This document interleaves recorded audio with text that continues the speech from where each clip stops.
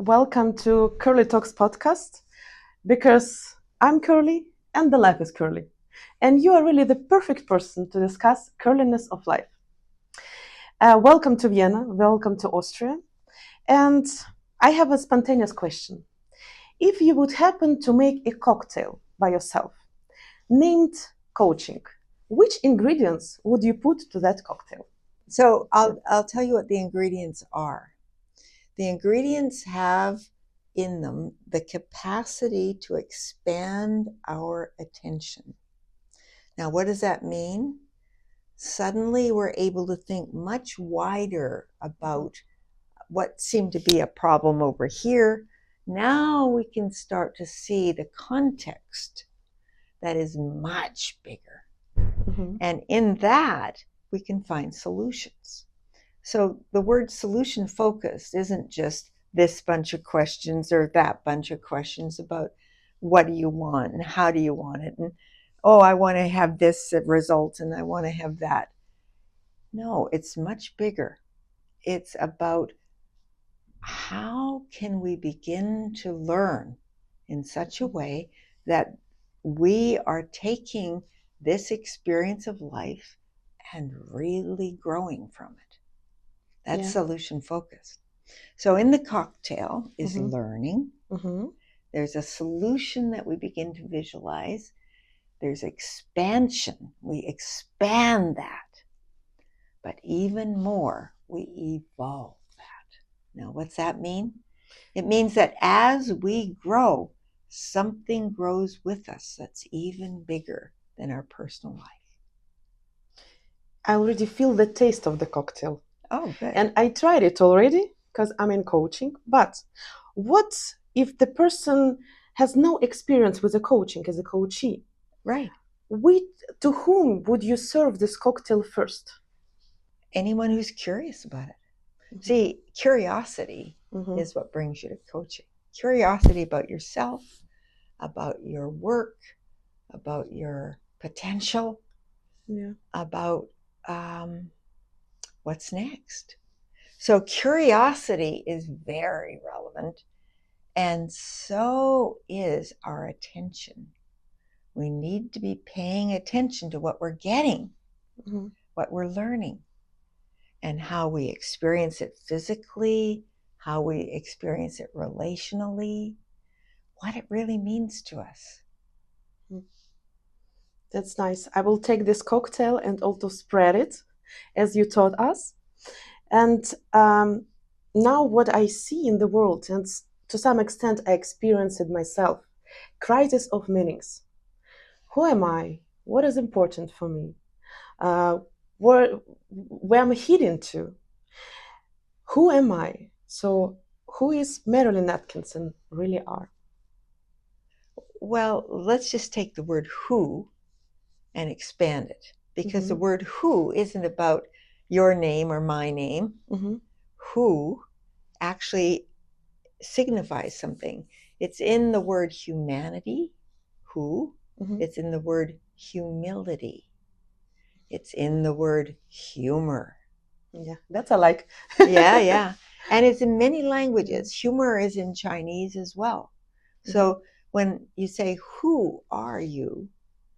You're actually bringing up an ancient question that started thousands of years ago when we started to create this idea of who.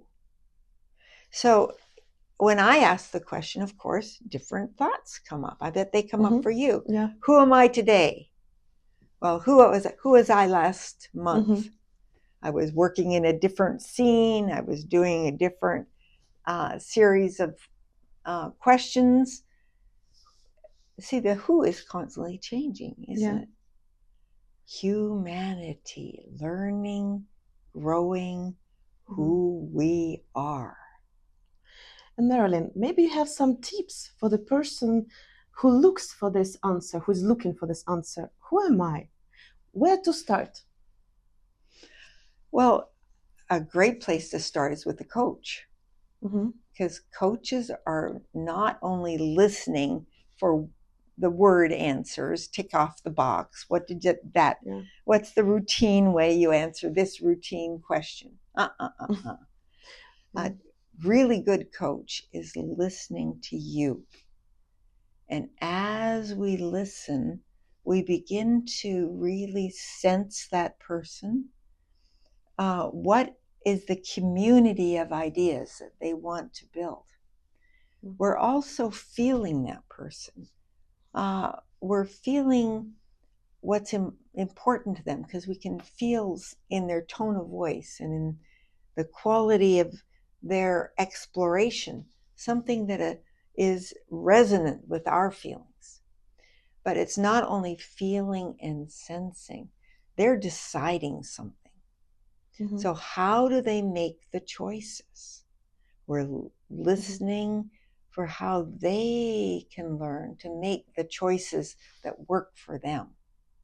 And with that, we're expanding the context. We're assisting with questions that open up a real ability to grow who you are as a human being. It's a nice path, nice journey. Mm-hmm. It's a life journey, I would say. But many could say, we have artificial intelligence. ChatGPT can help us ask these questions. It can ask lots of questions. Yeah. It does only remember things in certain black and white categories, zeros and ones. It puts together bits and pieces, and it pulls together something that we say, oh, ChatGPT can really reflect what people have said before. It gives us history, doesn't it? Yeah. What's been done. Yeah. But only a human being thinks towards the future, really. ChatGPT can say, well, then it's probably this or probably that. But we can actually take those steps. Mm-hmm. So human needs human. We cannot avoid it.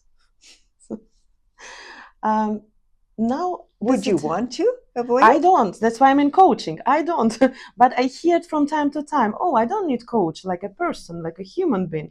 I can talk to ChatGPT. Oh yeah, it'll give you. Sure, it'll ask you questions and it'll say nice things to you, just like you know on your phone. Yes. You can say I like this, and 15 strangers will say, oh, I like that too. That isn't human learning and growth.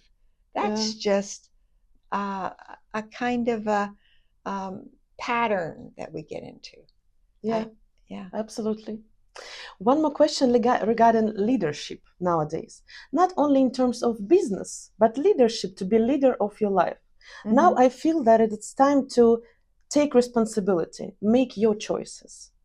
How do you see the tendencies in leadership in comparison with previous years? What is different in leader?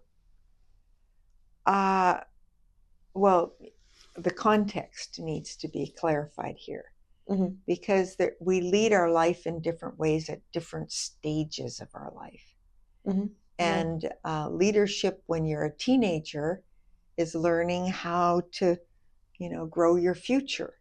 Leadership when you're a corporate head is learning how to grow the organization, the community outside of that, the culture.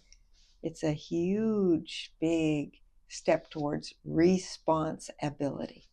Yeah, I like it. Responsibility. Yes. And it sounds differently because when you hear responsibility, for me, it's heavy. I have to accommodate. I have to respond. But responsibility. Ability is already resource, full with resources. And now I think we are waking up as a humanity, generally. The coaching from yesterday, now, and we are like the path towards the future. Can you tell us about how it started, the meaning of the coaching, how it is now, and do you anticipate the future? Well, that's a very good question. It's something I've actually been thinking about quite a lot. See, I was around when we first invented the word coaching, and it came from the idea of a stagecoach, like they have for royalty. The queen gets into the Yeah. coach, and the coach takes people from one place to another. Mhm. And that's what a coach in life does. It assists people to move from one stage of their life to another. However, it's time now for another level of that, because we're not only assisting people to move, we're assisting cultures to move. So this is a very important difference. The idea of coach is quite limited. People say, oh, I know about coaching. It's this, it's that. Yeah. My coach told me to do this. It's not professional coaching. It's not assisting people to grow their own inner coach. Yeah. So right now, we are at a stage of coach mentoring, which is all about the stage of development that people are at and assisting them to move beyond that. So I don't even know the right word for that yet.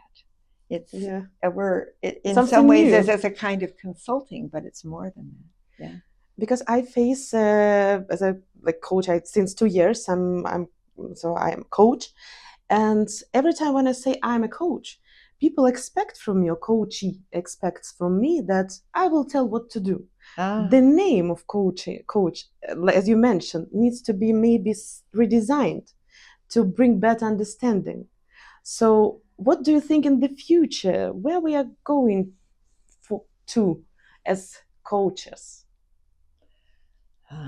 Well, I'm going to just put a big question mark here and let you answer your question.